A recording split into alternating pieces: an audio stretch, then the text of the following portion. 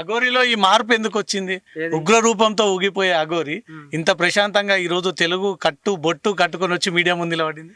అదే చెప్తున్నా కదా, ఎప్పుడు ఏ అవతారం ఎత్తానో మా అమ్మకి తెలుసు, నాకు తెలుసు, నా పరమశివుడికి తెలుసు. కొన్ని సార్లు శాంతంగా ఉంటాను, కొన్ని సార్లు అగ్రెసివ్ కూడా కావాల్సి వస్తుంది. నాకు ఎలా ఉండాలో అలా ఉంటున్నాను నేను, అంతే. ఈ ప్రజల నుంచి వ్యతిరేకత ఏర్పడుతుంది అని మళ్ళీ మంచి చేయడం కోసం ఈ అవతారం ఎత్తారా? రేపొద్దున్న ఇది కూడా ఉండదు తెలుసా. ఇప్పుడు నేను ఒక పని మీద వచ్చాను కాబట్టి అది కార్యాచరణ గురించి అని ఇది ఉన్నది. నేను ఎక్కడికి ఎలా వెళ్ళాలనేది నాకు బాగా తెలుసు కాబట్టి అలాగే వెళ్తాను. అఘోరమ్మ ఎప్పుడు ఒకలాగానే ఉంటుంది, మార్పు ఎప్పుడు రాదు. ఎట్లా కుంభమేళ ఎలా సాగింది? కుంభమేళలో ఏర్పాట్లు ఎలా ఉన్నాయి? చాలా బాగుంది. ఇంకా 20 తారీఖు వెళ్తున్నాను. లాస్ట్ ఎండింగ్ 6 days అక్కడనే ఉంటాను.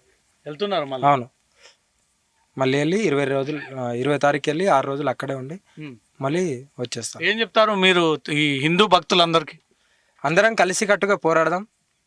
కలిసికట్టుగా పోరాడి మన ధర్మాన్ని, మన ఆడపిల్లని, మన గోమాతను మనం కాపాడుకుందాం.